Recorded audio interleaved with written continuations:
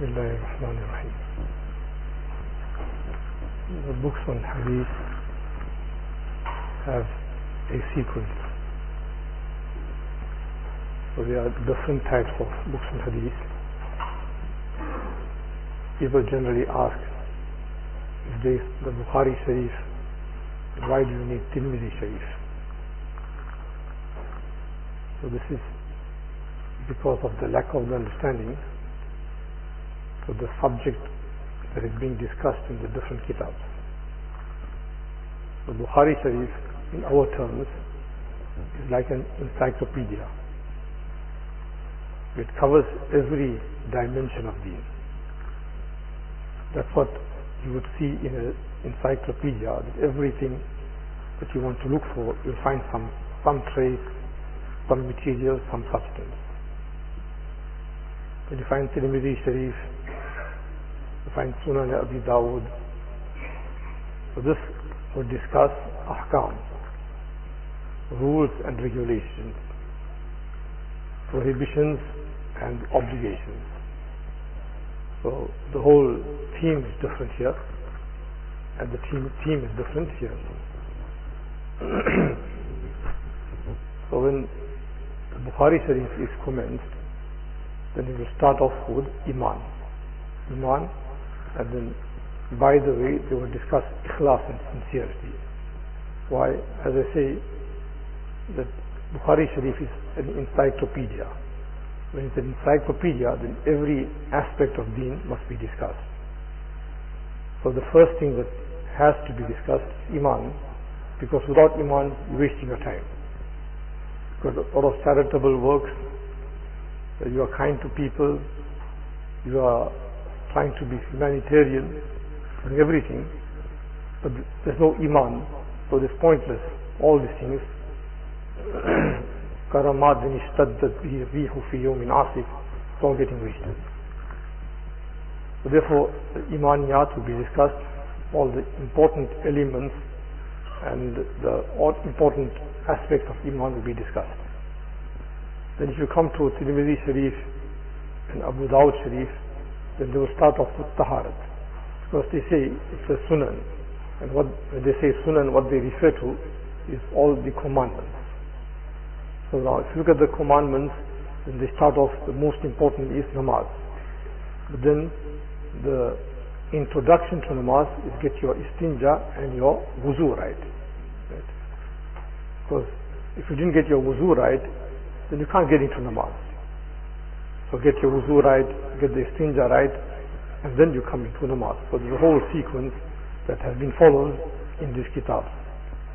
So the sequence that they have followed is so precise and so well set that you think, 1300 years ago, 1200 years ago, when they were writing these kitabs, their thinking was so profound. Such an order, sequence, perfectly logical. How did they get it? So you have to say at some point that they were inspired.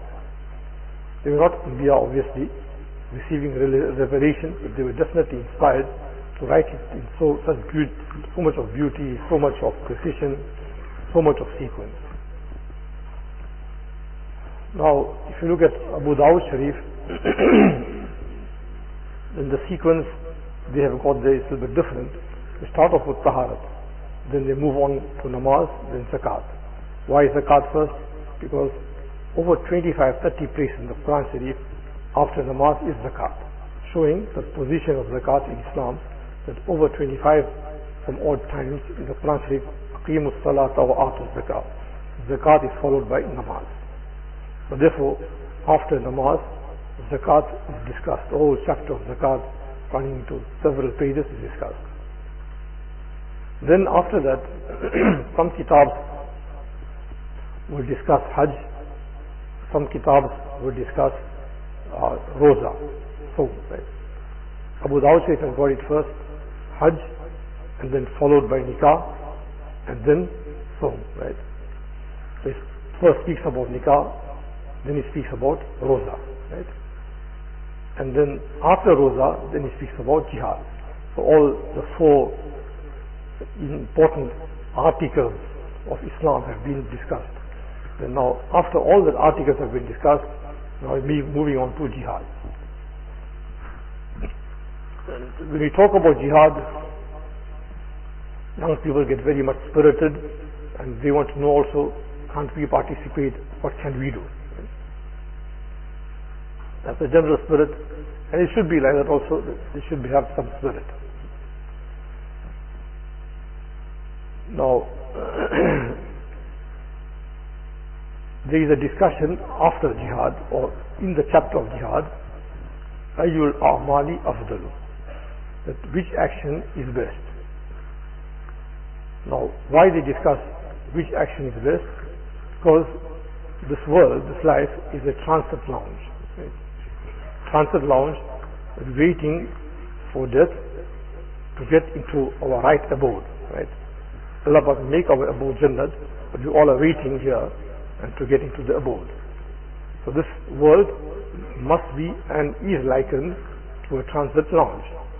Now, if we understand it as a transit lounge, then our greater concern is not to heap and accumulate or increase our lives. Anything to increase the life or anything to accumulate and heap up wealth. So now you think of a person that's in a transit lounge, is it right for him to think how to accumulate and heap up, and is it right for him to live longer in the transit lounge? It doesn't make logical sense that you want to be longer in the transit lounge or you want to accumulate more in the transit lounge. So the world has been likened as a transit lounge. So to be having that figure and that concern that the wait must be longer, there is something wrong in the thinking, the reasoning not right. Right. So now that is for the person who believes in a life hereafter. One is the kafir. The kafir, well, you don't blame him because he doesn't believe in a life hereafter. When he doesn't believe in a life hereafter, so he's not concerned about doing for the hereafter. So he'll say, make the best of it. Make the best of it as you are alive. As long as you are alive, do the best. Make the best. Enjoy, run around, go for holidays, make investments, do all these things. Make the best of it. Make the best of it as you are alive. So this is how the kafir will think. And the reason for this, as I said, is they don't believe, they don't have the concept of the hereafter. And that's the starting point between a Muslim and a kafir, a non-Muslim. Therefore Allah says, وَوَيْلٌ لِلْمُشْرِكِينَ الَّذِينَ لَا يُؤْتُونَ الزَّكَاةَ وَهُمْ بِالْآخِرَةِ هُمْ كَافِرُونَ. So destruction to these people, because they don't even give zakat, because they don't believe in the hereafter, and nor do they believe in the day of Qiyamah. So they don't give zakat, and why don't they give zakat? It's because they don't believe in the hereafter. Had they been believing in the hereafter, they would have been giving the zakat. But now they don't believe in that, so therefore they don't pay zakat. الَّذِينَ لَا يُؤْتُونَ الزَّكَاةَ وَهُمْ بِالْآخِرَةِ هُمْ كَافِرُونَ. So this aspect of the hereafter is like a central, is a pivot of Islam. If you've got that, then the direction is right. There is a goal in life, there is a meaning in life, and there is a purpose in life. And to the extent that this is obliterated, it is deleted from your life, to that extent there is no meaning to life. Imagine you're playing soccer, right? Playing football. It's a league match. But there's no goals there. Teams are there, but there's no goals. So when there's no goals, I say, is there any goal here? Is there any, in Johannesburg I say parlors here, any parlors here? So when there's no parlors, there's no goal, then there's no direction. There must be a direction. What's the direction? So even in a sport, though it's futility, right? But you want a direction in it. So life without the concept of the hereafter, without the yaqeen in the hereafter, is futility. If you have that yaqeen in the hereafter, then life has got a meaning. Someone was asking me some days ago that I feel so depressed and sad and overcome with agony and grief, etc., etc. Whole list of complaints. So I said, see, the yaqeen, the conviction, the certainty in the hereafter, if you've got the certainty and you know you're moving in that direction, then there'll be a meaning to life. When there's a meaning to life, then you don't feel despondent. You don't feel depressed. But if there's no meaning to life, then you must feel despair. You have to run for a psychiatrist, psychologist, you have to run for some counseling, and that counseling will be just a temporary soothing measure, just treating the symptoms of, that's all. It will give you some sleep and some relaxation until the effect of the drug wears out. That's all they can do. They can't do, they'll talk to you something, but whatever they talk to you also will wear out in time. But now, if you got that yaqeen in the hereafter, and the extent of the yaqeen, the conviction, the certainty of the hereafter, I'm going to do this, that this is a reward. After life, I'll have to meet Allah subhanahu wa ta'ala, and that's the end. There'll be a hisab kitab, there'll be a proper accounting, right? A proper reckoning of all my works, small or big, hidden or open. There's going to be a whole hisab of that. So now, when that yaqeen and that conviction strikes, then everything goes in place. But if that yaqeen is not there, then the thing that takes its place is handa hu ke hai, what will people say. So if there is a marriage, then nikah, let's do this. If we don't do this, then what will people say? If we are going for namaz or something, a masjid, putting out a masjid, what will people say? In the nikah now, if there isn't an engagement, what will people say? If the mahar is too big or too less, then what will people say? The business must be like this. If it is not like this, then what will people say? So people became the God. So in order to satisfy the feelings of people, in order to come up and to meet up the feelings of people, sometimes you have to take interest. Because you don't want to be you don't want to be seen as a broken down Johnny with a small 4x4 shop and doing business. No, if I start off business, I must do it in a big way. If I need to do it in a big way, then I must go to the bank. And when I'm going to go to the bank, then I have to pay interest. So that's alright, I can withstand that. But people looking at me as a broken down Johnny, then I ignore this, I don't want this to happen. So then, when that yaqeen of the hereafter is not there, then something else comes into that place. What is it? People. What will people say? My clothing, what will people say? My car, what will people say? My lifestyle, what will people say? My home, what will people say? Everything, what will people say? So that becomes the cornerstone in the life. So now, therefore, the hadith speaks about nikah, right? That he did nikah فَقَدْ اسْتَكْمَلَ نِصْفَ الْإِيمَانِ فَلْيَتَّقِ اللَّهَ فِي النِّصْفِ الْبَاقِي. That when you made nikah, then half your iman, half your deen is complete. Now fear Allah Ta'ala in the remainder. Half is complete. Now Imam Ghazali Saheb Rahmatullahi explains this. How he explains this? He says the two things that distract a person from his cause, two things that turns you away from your cause, from Allah Ta'ala, from the Akhirat, from Jannah, from Jahannam, two things that will turn you away. One is lust, right? So many things that are related to lust, right? Gay, lesbian, Satanist, everything to lust, right? A lot of things that relate to unisex and all that, right? All these things, a lot of these things are related to lust, right? Someone was just telling me, you people are not innovative. Innovative. So there's two jawabs to this, two answers to this. One was what Mufti Ebrahim Salejee explained. He says, "Tang nazri se agar koi bad nazri se bach jaye, to ghanimat hai." A person is narrow sight, narrow vision, but because of his narrowed vision, he is guarded against a wrong look, wrong haram look, and that's a great thing. It's an achievement. You are narrow, right? You don't have you don't have that sight, you don't have that vision, etc. Right? But because you don't have the vision, you are guarded from looking at wrong, right? Then that's an achievement. So it's nothing to be crying about and nothing to be worried about. Why? Because the greatest thing you have acquired. What you have acquired this, that you aren't looking at the wrong thing. Imagine you try to have a person, you will be a person of sight, understanding, the distant future, etc. But in the process, you look, a lot of things you look, and you got yourself into haram. Now that haram is such, that once it goes in, then to pull it out, to purge it, or to extract it becomes very difficult, extremely difficult. I'll come back to this topic, right? But as the thoughts are running in my mind, then I will discuss the topics there.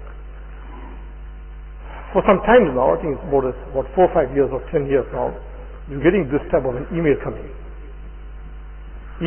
from women. The question seems to be very innocent, right? What they write this much, that once we get into Jannat, will we be able to marry the man of our choice? Right? So now this question seems to be very innocent, but then I began to think, what's motivating? What's the catalyst in this? There must be some catch here. It's not so innocent. So I understood now, most of it is coming from girls that are a little bit educated, right? School, high school, university. So this type of questions are coming mostly from that quarter.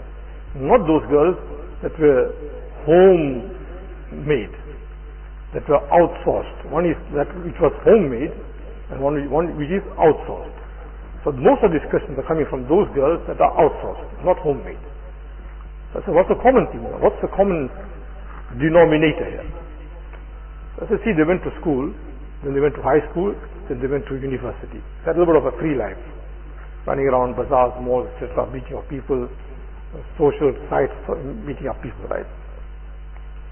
In the meanwhile, they came up of age, their hearts were stuck with someone, but the parents wanted them to get married elsewhere, right? So now, in conformity to the wishes of the parents, they got married with her. But that love of that old lover is stuck deep into the heart. Like the Quran says, وَأُشْرِبُوا فِي قُلُوبِهِمُ الْعِجْلِ. See, they went wrong. Bani Israel went wrong. Why? One of the reasons why they went wrong is because they didn't make proper tawbah. When they didn't make proper tawbah, the love of that calf worship was still stuck there, jammed up. Now they can't take it off. So any small thing, and again, they are thrown off the road again. Something happens again, they are thrown again. Why? أُشْرِبُوا فِي قُلُوبِهِمُ الْعِجْلِ. That thing went deep into the heart, and some small hurdle comes, and they're thrown off again. Some small hurdle comes again, and they're thrown off the heart, of the cause. So now, unfortunately, these girls have gone to these type of places. When they went there, it's a little bit of a carefree life. You'll get lecturers coming from the varsity, mature students say, please don't send your girls, please. We know what's going on there. You send the best part of the women there into that environment, and I will guarantee you they will not be fully pure. Some experience or the other, big, small, but some experience or the other. Although the girls make this type of an argument that Muslims also need Muslim woman guiding, right? But I ask you, in all fairness, in trying to make one gynae, you have to sacrifice at the altar of 100 women, being sacrificed at the altar of indecency, you get one woman. 100 women are sacrificed at the altar of indecency, and one woman is produced. Right? And they will tell you, they'll confess, they say, no, we had some experience. Some women would say, their teachers would say, their lecturers would say, they do have it.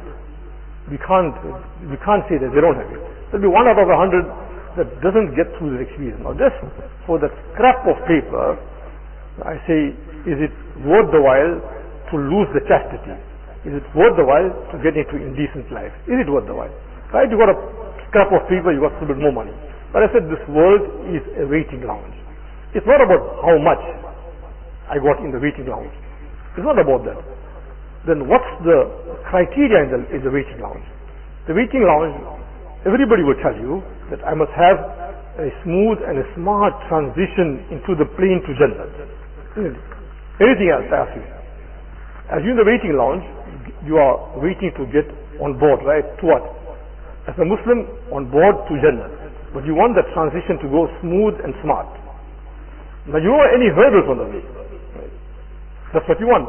So that abundance of life or the abundance of wealth is not the criteria to have a smooth and a smart transition into the plane of Jannah. Now that depends on the individual, how much he wants to invest in the yaqeen in the hereafter. That conviction you've got, you will work accordingly.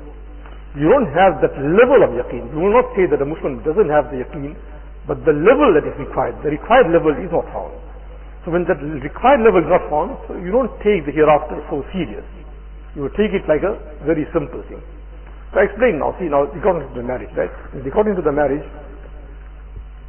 now the boy or the girl can't do 100% to the marriage or to the children.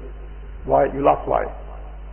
They can't do 100% because their hearts are stuck in some old love. The hearts are still lingering, right?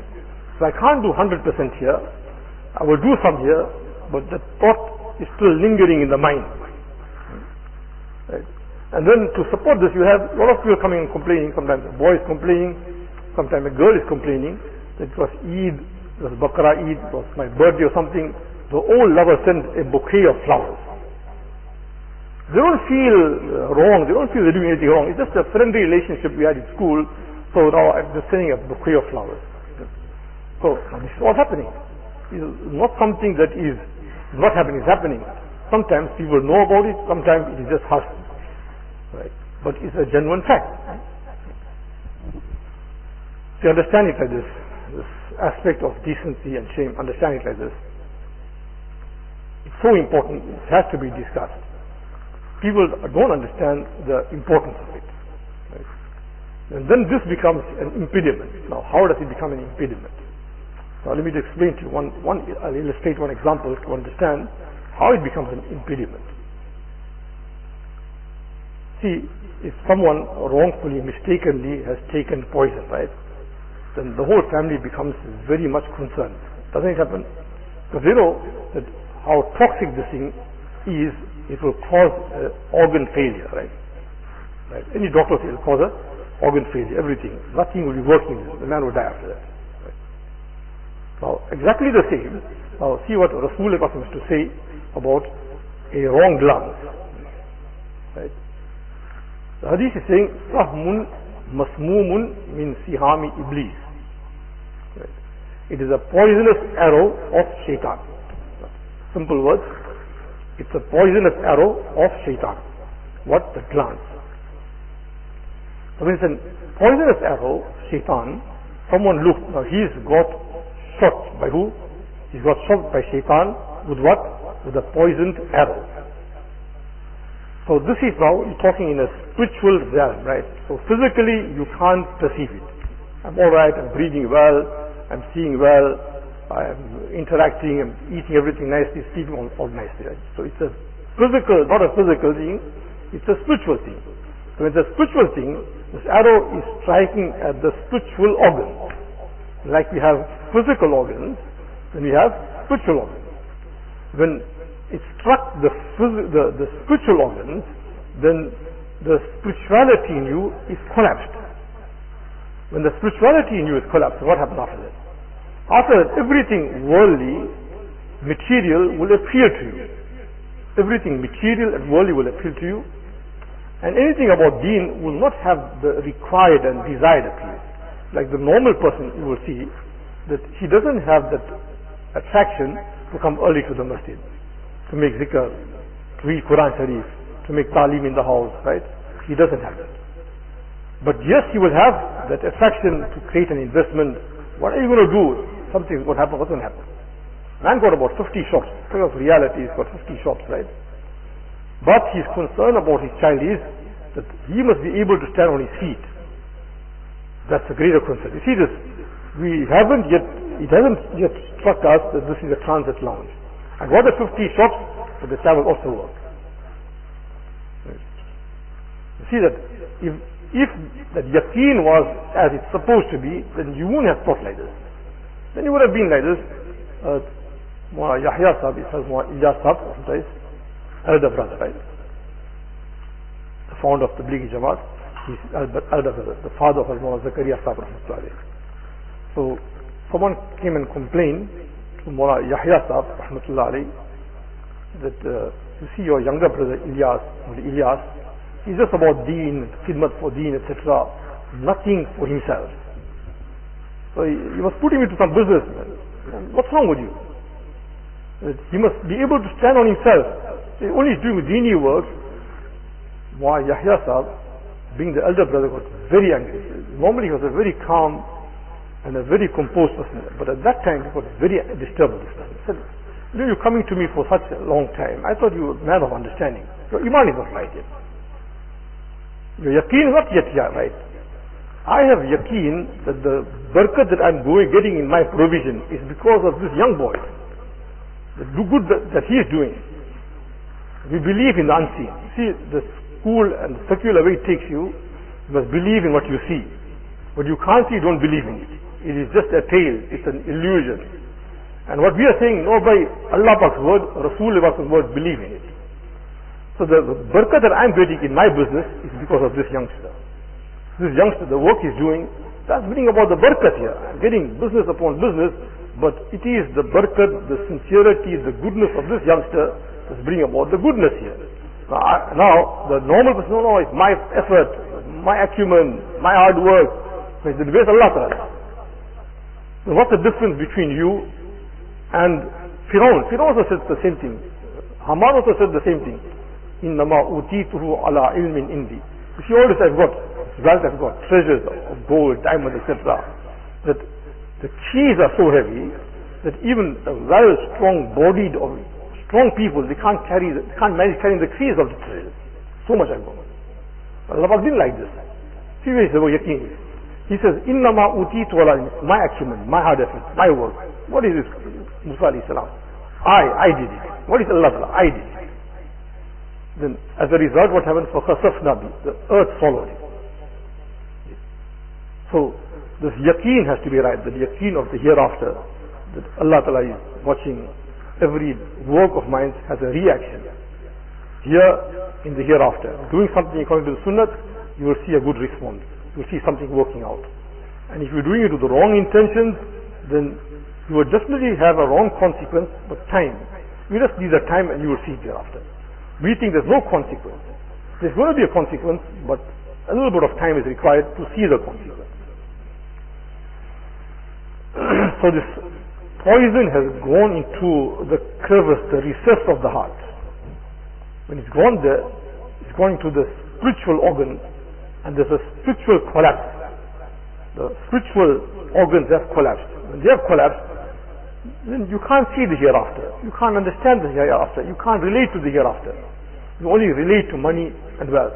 Outside, you are wearing a nice costume, kurta, jalaba, topi, you're wearing three-quarter pants, you're wearing. But is the yaqeen right? Or it is just a show to show that no, I am on. I got a topi right, I got a kurta right, I got a pants, I got an amama, everything right. So, handa hu ke hai, the whole concern is, what will people see? We had a case just now, about 3-4 days ago, wearing a amama, everything. Where were you, bhai? I didn't see you. A friend coming regularly for namaz, where were you? No, I went to a bride. And who are your friends? No, my friends are all non-Muslims. So they bought the meat, yeah, and he attended. But proper amama, kurta, trouser, everything is wearing. But you see how the understanding goes. That I must feature well amongst people. People must have a good regard for me. So I ask you in the qabr, are they responsible to take the account? Are they going to be responsible for your reckoning? If they are responsible for your reckoning, definitely work for a good reputation and a good image. But if they are not responsible for that, I don't say you must look untidy and bad. I don't say don't spoil your look, but you don't have to work for that. You don't have to work towards that. What will people say? And handa hu ke hai, ye hu ke hai, natte hu ke hai. Don't worry about that.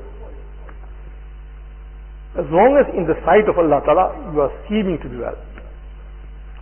As Hadi Sahib Rahmatullah is like the captain of the whole ship is going into righteousness, all going into righteousness, and he is the captain. Right?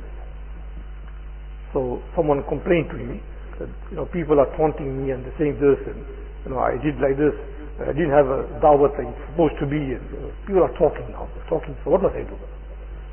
So Hadi Sahib's answer was like this: they're talking against me. But now, it's not that I fight with them, but they are talking like this. So Hadi Sahib says, look at the answer. So profound, so accurate. He says, that if all world, they connive, they agree that you're the wali of the time, you're the 100% wali, best person. Everybody's eyes are on you, they talk about you, talk is about you, about your talks, everything is circulating around you.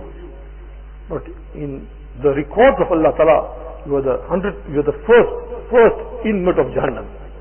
The kafir of the time, and you are the first inmate of the Jahannam side. I ask you, all this good that the people have to say, is it going to make any good? Is it going to be any good in any way? And conversely, look at the other side. If the whole world connive to say that you're the worst person, you're stingy, you're a moron, you're like this, and whatever you are, right? Everything. The whole world would agree to say that. But in the books of Allah, the records of Allah Ta'ala, with the perfect mu'min first to enter into Jannah, I say, is it worth the price or not? Let them see what they want to say, let them talk about it. We're not here to control their tongues, we're not here to control their minds. But yes, in the books of Allah Ta'ala, in His records, I must be clear. I don't want anything to come and jam me up in His records. His records, there must be nothing, no impediment. There must be, I just move and to Jannah. Allah Ta'ala made it. You can do it. You can do it. You just moved across and you got to Jannah. In fact, you will look forward to the flight. If the books are in order, ticket is in order, you want to jump in, you know that your abode is Jannah. You're looking forward to the flight. So that was the life of the Sahaba Kiram and the pious. They looked forward to the journey. Now, because we are mesmerized with secularism, Westernism, etc., so our thought is now, how must we become healthier, eat well, go to a gym, etc., lengthen the life. And the generation that came before us, two generations that came before us, all their life was, most Muslims, is no, my transition to the next world must be right. Not about how long we live and how much we make. No. So the whole fikr now is how long must we live and how much we make. So life must be smart, and we must have a good image and good wealth. We live nice. That's the whole concern, fikr. How much of shops, how much of business, etc. That's the whole fikr. The fikr is not how smooth and smartly I move across. So that was the fikr of the people two generations, about 35, 40, 50 years ago. That was the fikr of all these people, about 50 years ago. Most people, most Muslims, that was the concern. And now, how long can I live and what will be the quality of my life? Quality of life must be there. The lengthy life and a quality life. Right, that's not the concern. Get the concern right, get the goal right. So, now, we spoke about this here. Ayyul a'mali afdal. And I just translated. Right. So, this various hadith, one is saying, Al-mu'minu yujahidu bimalihi wa nafsi fi sabilillah. Best deed is what? The Muslim that strives with his wealth and his person for the sake of Allah Ta'ala. He strives. And the second hadith is saying that the best is salatu fi waqtiha. Namaz at the time, right time. So there's three things that the hadith says that do it and at its time. Namaz, right. When the match is found in a marriage. Number two, and janazah. So I think when I look at our people, I don't know it's other countries, but in this country, for janazah and doing it on its time, I think we got about 80%. Janazah, people do it like how they're supposed to be doing it on time, alhamdulillah. The grace of Allah Ta'ala, we don't delay it, right? So we got 80-90% on that. As the janazah comes in, Usali is done, and we do what we're supposed to be doing straight away. Then salatu fi waqtiha, maybe we got about 30%. Namaz, but on its proper time, then we got 30%. The third thing, and when the match is found in a marriage, then do the nikah. That I think maybe 0.1% we got. Because everybody, that wall, that uncle here, that aunt there, what about this one here, you consider this thing here, you consider that. So everybody's bringing all this into the equation, but nobody is talking about what Rasul Ebrahim Salejee say. He made considerations for everybody. Father, grandfather, uncle, friend, whoever it was, but consideration for everything and every person. But is there कोई मर्द मुमिन है जो कहते कि मैं आज नबी सम को खुश करता हूँ? I will please my Rasul Pak Salejee. It was my happy day in my life, right? It was the happiest day in my life. I really bring happiness to the heart of Rasul Pak Salejee.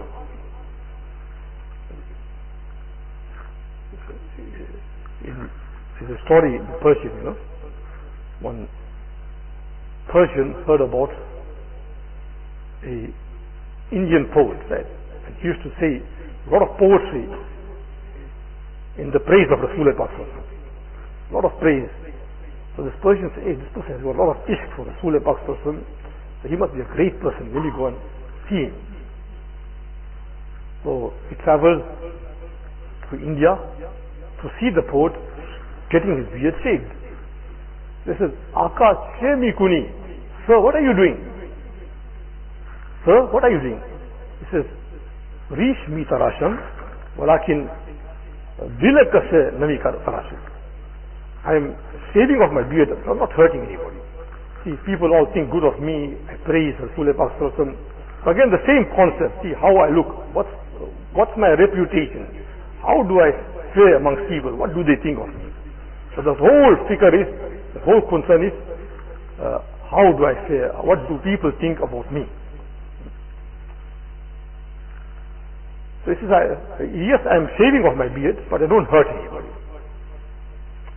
So this Persian that is coming into India, he says, yes, dile kase nami tarashi, walakin dile Rasul Pak mi tarashi. We may not be cutting off anybody's heart. You're not hurting anybody, but definitely you are hurting the heart of Rasul Pak. Now look at the purity of this person's heart at that time. Now, these are world-renowned poets, this person that is shaving off his beard. But he heard this. Once he heard it, he started crying. He said, Jazakallah, Chashmam Baat Mikuni. May Allah Ta'ala reward you immensely. You opened up my eyes. I didn't know about this.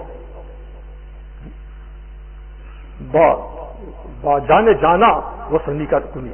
You are joined me up to the beloved. Really, I didn't know about this. Really, I didn't know about this. That's what I'm doing.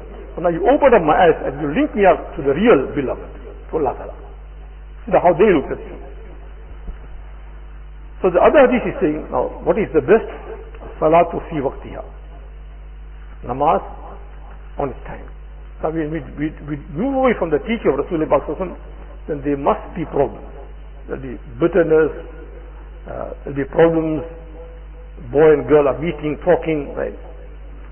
I think now present is very safely, internationally telling you, because of the mails that I receive, right?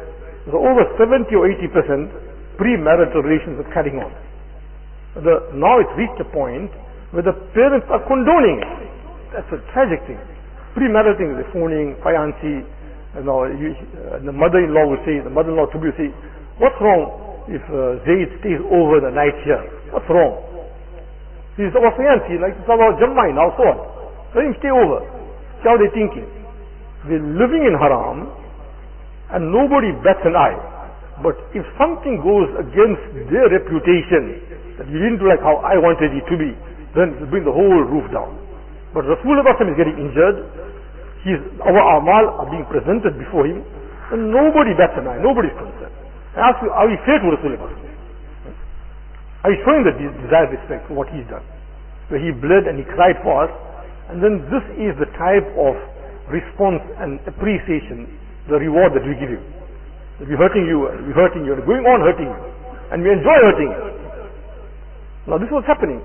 So when we depart from the style of Rasulullah Sallallahu Alaihi Wasallam, then we go into the laps of Iblis, and we don't realize that we're doing this. But the youngsters are doing it. They're phoning, they're emailing. Then you get several situations coming up. All right, now they're still getting to know each other. So they'll be dating and whatever else they'll be doing, right? Courting, dating, etc. There's a severance. When there's a severance, and the parents of the girl say, we don't want you. We don't want that. Because of whatever behavior we've seen in you. So you acted very harsh to us. You're hostile to us. All right, you're doing that. I'll fix you up. In the meanwhile, what he does, I'm sure what happens, right? What he does now, he asks her to take photos of herself. Semi-naked, naked. Says, all right, the same photos I'll send it viral. I want to see what you're going to do. And you see what happens. So all this is a result of we departing from the Sunnat tariqah of Rasulullah. All this must happen. And one is now we received a proposal, we did the homework. I don't say don't do homework. Do the homework of the boy who's sending the proposal, etc. Whatever homework you require to do, see it. that your daughter will manage with living with him. Is he the right person? Is he like the criteria that Rasulullah is showing? This is the deen and the ways, akhlaq. If that is right now, then don't wait, then do it. Go with you. Then do it straight away. Right. Now, are you giving this boy and girl a chance to get into haram? You just did the homework. You receive the proposal, you did the homework. There's no chance for them falling into haram. Doing the homework, finding out exactly what is the boy, my daughter, will she manage, right? And will they live nice, etc., etc. Will it happen? See, our life is very treacherous. I'm talking to you with experience. People come and cry, right? Now we gave our son, we gave our daughter. But when they wanted our daughter, they were very good and polite and everything else. Now, every small thing, they smash her down, belittle her. They're doing this, right? But at the time they wanted the girl, they were showing a lot of respect. Now that they secured this marriage, now they're not showing the respect. But I say, is that right? Is this hypocritical or not? You know, the Masjid talks about nifaq and munafiq and all that. Then we need to look within ourselves. Are we behaving like that? But when we wanted it, then we did everything. Now we got it secured, now we're not concerned at all. I say, are we behaving right? Now these are the checks and the balances that we need to see, are they in place or not? So the second thing is, firstly, salatu fi waqtiha. Right? Then the second thing is, birrul walidain, right? Respect and kindness towards parents. Respect and kindness towards parents. After namaz, kindness towards parents. And that's also a topic that has to be discussed. Because we are all secular educated. Remember, we are secular educated. And that's why I emphasize, because we are so much soaked in secular, we don't have the proper deen understanding. The kurta we're wearing is just a costume. Actually, I got no doubts about it. I've seen so much, I've heard so much, I've come across so much. I'm convinced that it's just a costume. That deen, that Islam is not in the heart. وَلَمَّا يَدْخُلِ الْإِيمَانُ فِي قُلُوبِكُمْ. It's all secular values that are entrenched into the heart. It goes so bad,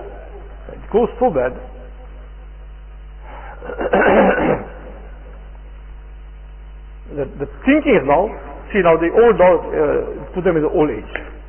They must fend for themselves.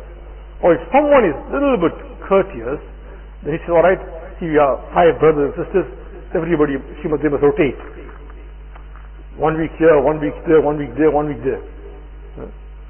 Now look at it, how illogical this is. Why is it so illogical? You ask a person a little bit age, over 65, 70, ask him, right?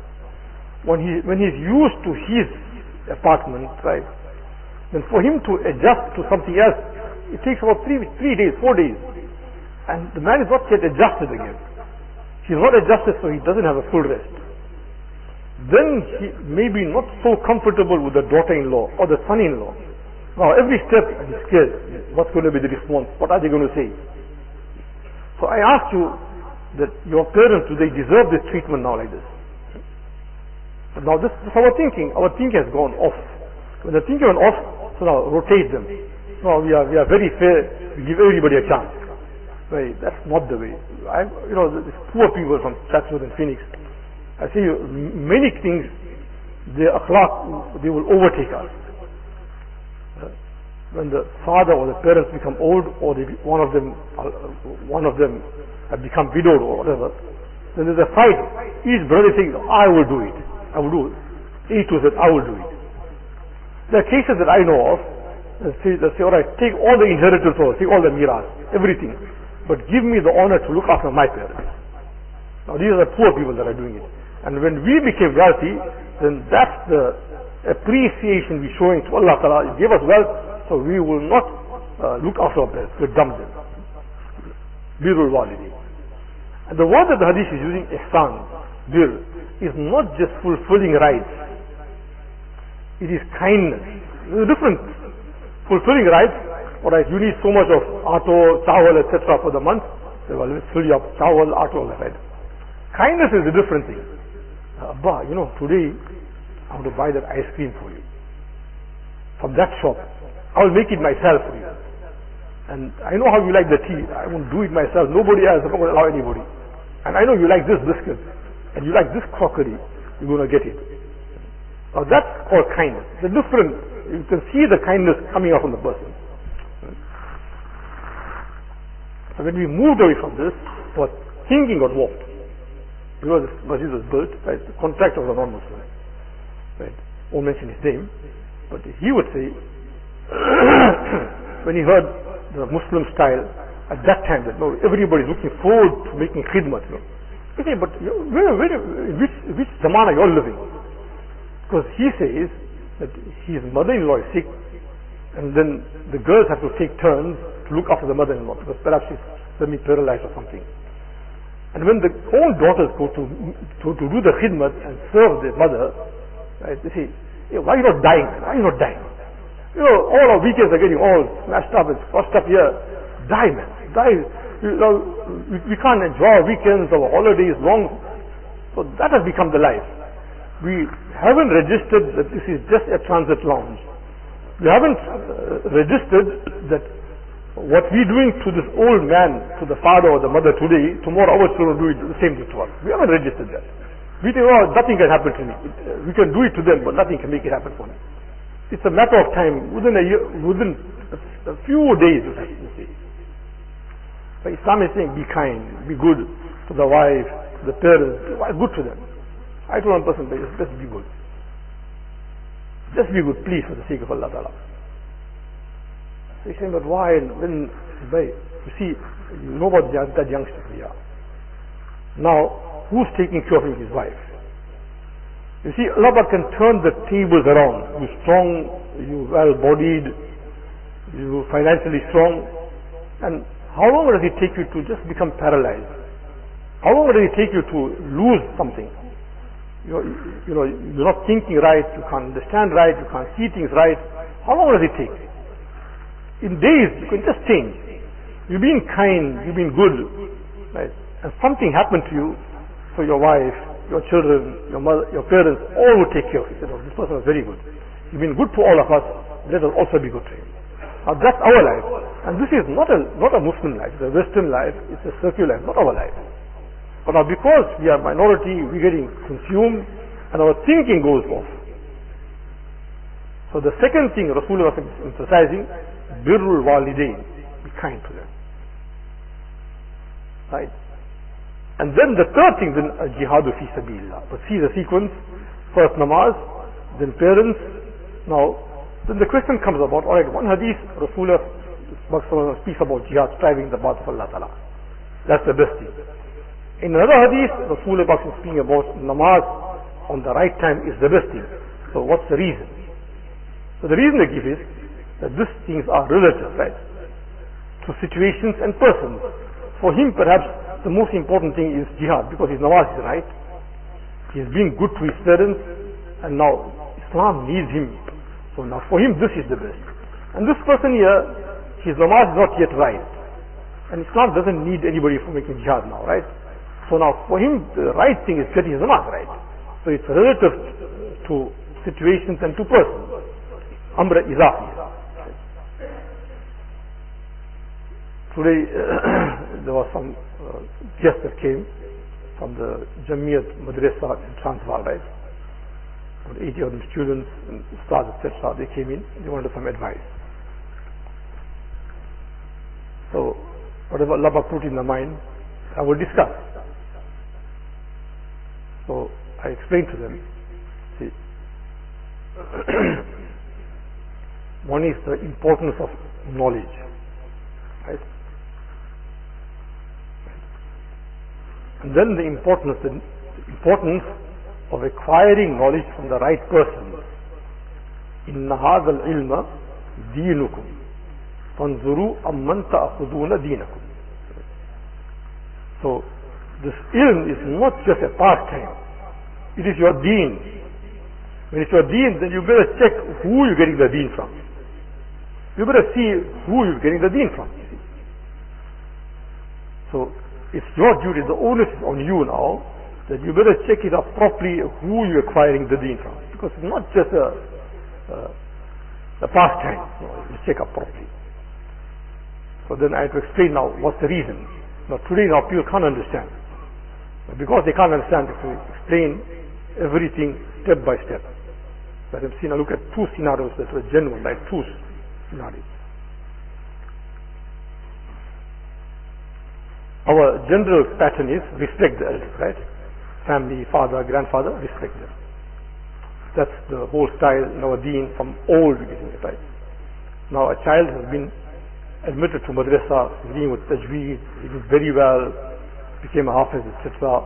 Grandfather can't read properly, wrote tajweed, etc. So the grandfather is crisscrossing the child. So the child blatantly refuses to initiate the salam. He says to the grandfather, you must make salam. Dada is saying, bhai, you are my grandchild, you're supposed to be initiating the child. Don't you see the age difference? And I am superior to you because of age. I'm senior to you. I'm senior to you because of age. You're my junior. So that child turns around and says, no, I'm senior to you.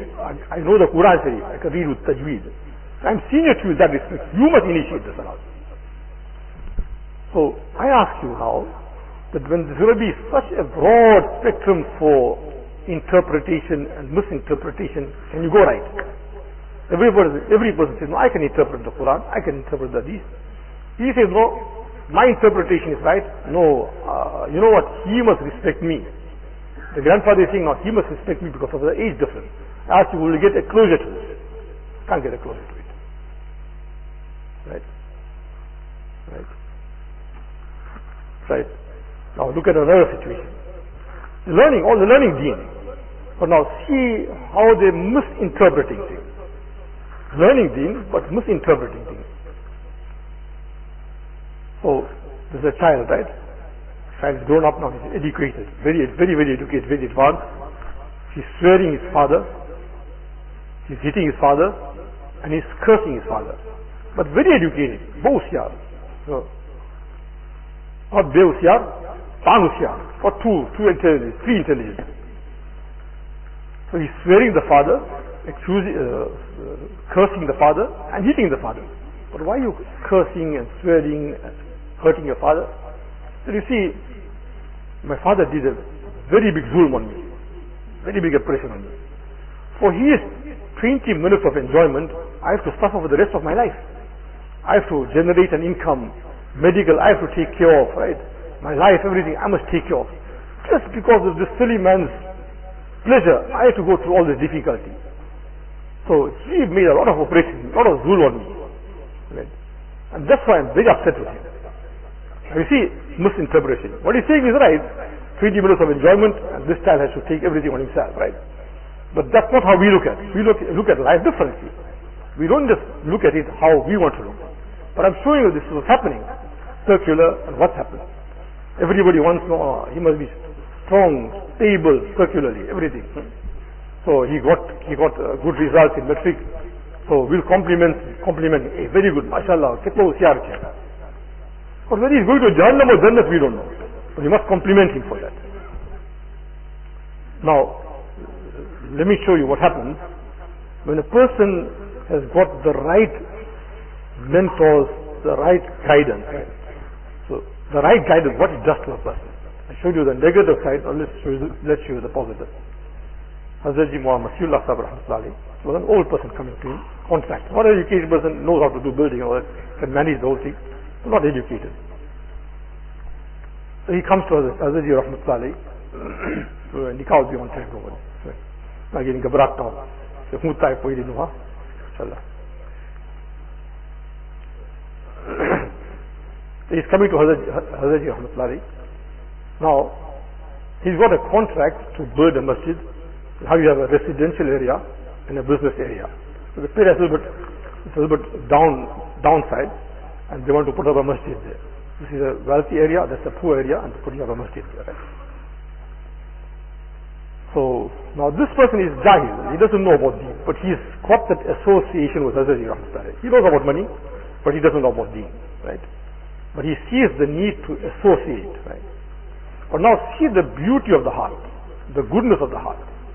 Now, when the area was shown to him that this is the area that we have demarcated for a masjid, he said, from today, I am here now, I got the award to be managing this whole project, and the area for the masjid has been demarcated.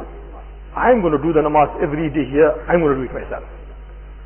Now, the wealthy people, he's wealthy also, for the wealthy people in the neighboring area, you come to us, just 2 kilometers away, we'll house you for all the duration, 1 year, I'll stay here with the poor, and I will call the azan, I will do the namaz. Now look, step by step, this person is following the sunnah, that association in what it does to the person. Nabi Sallallahu dua, Allahumma ahyini miskina, wa amitni miskina, wa ahshurni fi zumrat masakin. Allah Ta'ala, let me live as a poor person. Not begging, but I don't seem to be a wealthy person. Kata pita, just balancing out. So let me live like that. And let me die like that. And let me be raised with those people. As a transit. So that these people will get the first entry. The poor will get the first entry. So let me be raised with that group of people. Now you see this man, that association, and how his whole thinking has changed. To live with the wealthy because he's wealthy. No, I want to live with these people so that I can be admitted into Jannat with this class. He's living here, right? Then he says, no, I will do the namaz. وَقَلْبُهُ مُعَلَّكٌ بِالْمَسْجِدِ. His heart is connected to the masjid. We are the people of Jannat, I'll show you. The hadith is talking about, right? Now then, the third thing in this man was that it's Zuhar time, for example, right? So he read his Zuhar namaz, and straight away, you're talking of a man about 55 years ago, right? So the third thing is that he set the alarm after Zuhar for Asr namaz. As he performed the Asr namaz, again he set the alarm for Maghrib namaz, and so forth and so on. وَانْتِظَارُ الصَّلَاةِ بَعْدَ الصَّلَاةِ. See, all this, that is acting on the hadith. Now you think he's a jahil, doesn't know anything, but you see when the heart is good, he's observant, watching what's going on, what Allah Pak wants, listening to Hazrat Rahmatullahi. He can't read Quran properly still. But he is so, what he's doing is precise, precision work. His heart is joined in the right place, his thinking is right. He's not just a costume. Right. So, his heart is in the right people, in the right place, at the right time. There's no flaw in that. Right? Now again, look at the dimension of kindness. Now there's a stray dog that's coming around, and he heard from Hazrat Ji, be kind, be good to people. Whatever food he's got, a little bit to throw, some bones, whatever else, and that dog became his friend. Now it's guarding the place. Not a week or 2 weeks passed, and a poor Hindu comes up, I want some job. I said, alright, I got some job for saying, bricklaying, right? I got a job for you. Right. There's an apartment, small, I'm living in this place, a small room there. You will share one room, I will share that room. For a place for him, for a place for him. Right. You see now, that woman was wrong, evil, but kindness, it didn't stop her from showing the kindness that she got to Jannat. Whether a Muslim or a non-Muslim, but kindness, gentle, good words. We don't have to be harsh, impolite and aggressive, good words. So now this association, what it has done to this man here. A little bit of association, the heart is good, no preconceived ideas. But what is done to the person? Right?